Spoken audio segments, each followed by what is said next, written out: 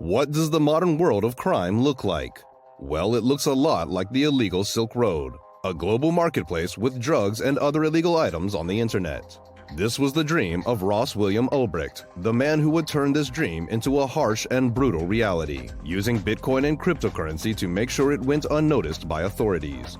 The illegal Silk Road is a story about expert hackers and programmers creating something that was as technically impressive as it was morally wrong. Today, we cover the story of the Silk Road's rise as well as its eventual fall. And make sure you stick around until the end, because the way the story ends may just shock you.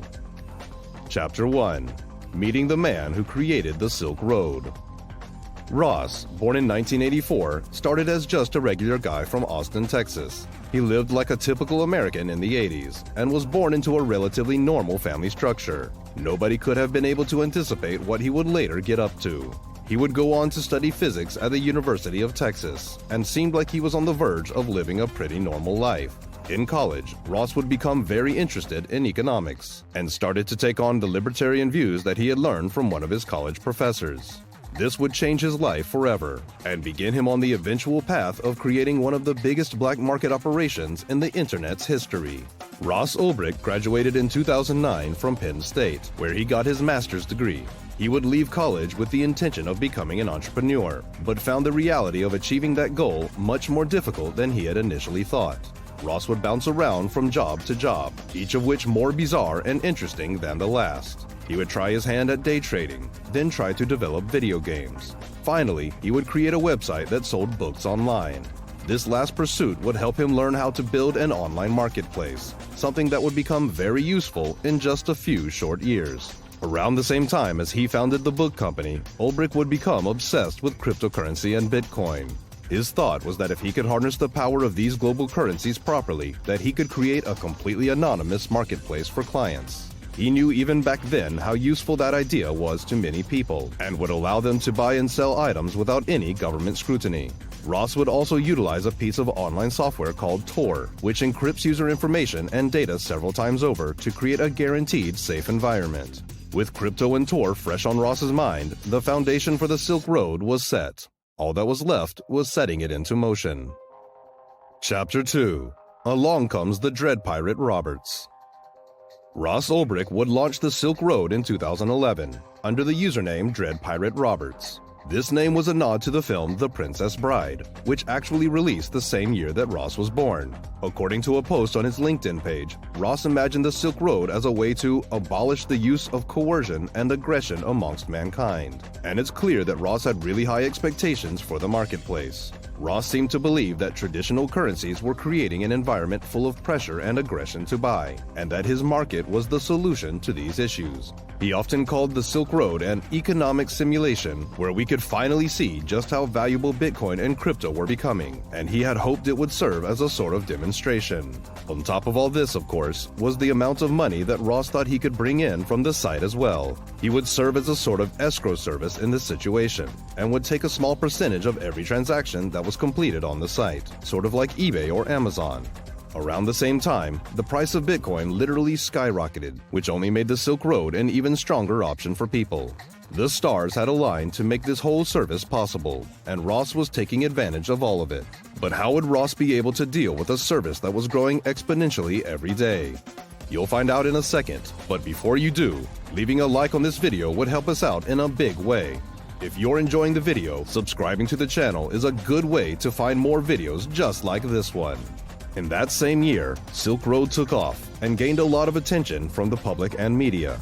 As a result, traffic to the site also rose in a hurry, and it was clear that Ross had something on his hands. Of course, as the site became more and more popular, so too did the attention that it drew from the authorities who seek to locate the source of the website and shut it down.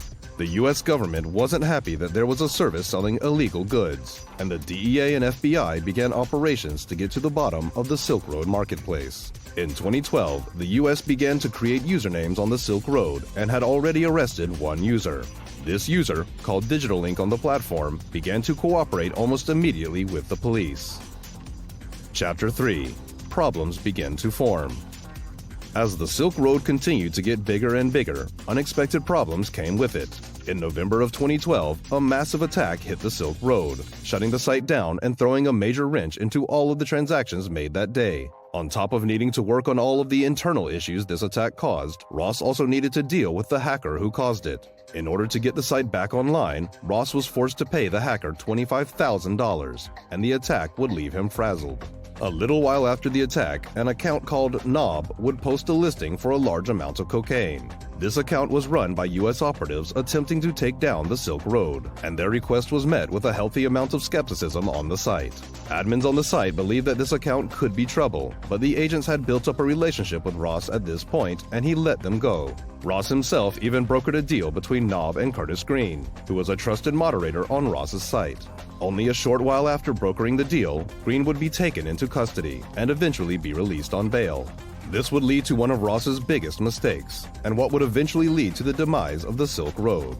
Ross believed that Green, not Knob, was the problem here, and actually approached Knob to give him advice. Ross admitted to the government account that he was thinking of having Green killed since he believed Green was working with the government.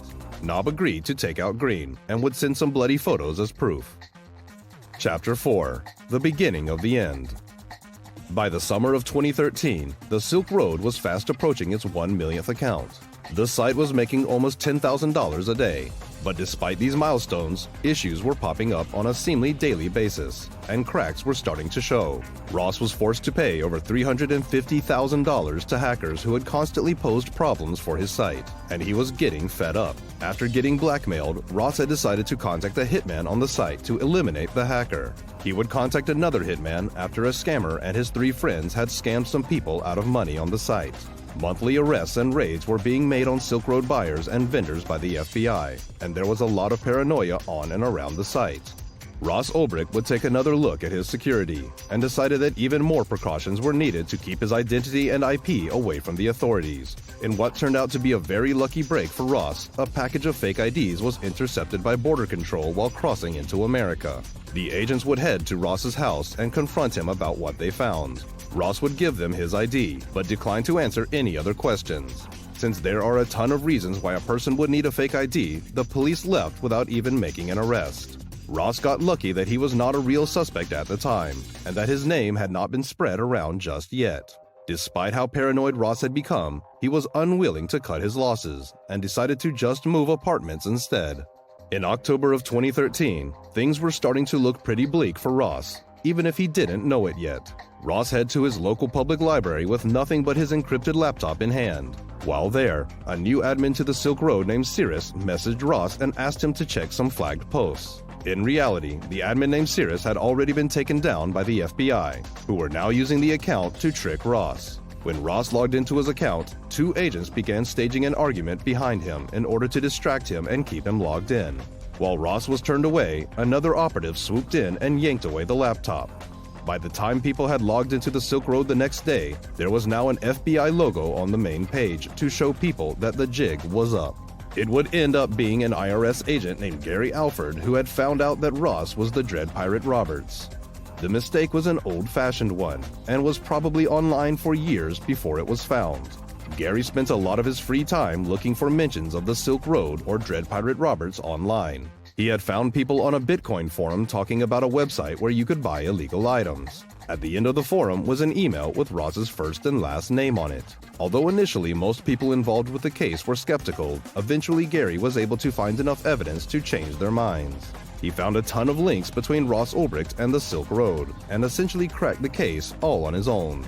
The long-term effects of the Silk Road are still being felt today, with Ross Ulbricht serving life in prison with no chance of parole. Some people believe that the Silk Road getting shut down helped out Bitcoin, as it got rid of the association that the currency had with this highly illegal service. Ultimately, though, the Silk Road made Bitcoin, and crypto in general, bigger than it may have ever been otherwise, and indirectly led to a Bitcoin boom. Whether you agree with Ross's decision to become a real-life pirate of the internet or not, you have to respect his ability to create something so big, so massive, that it changed our world forever, even if it only lasted for a moment. But what do you guys think about the Silk Road?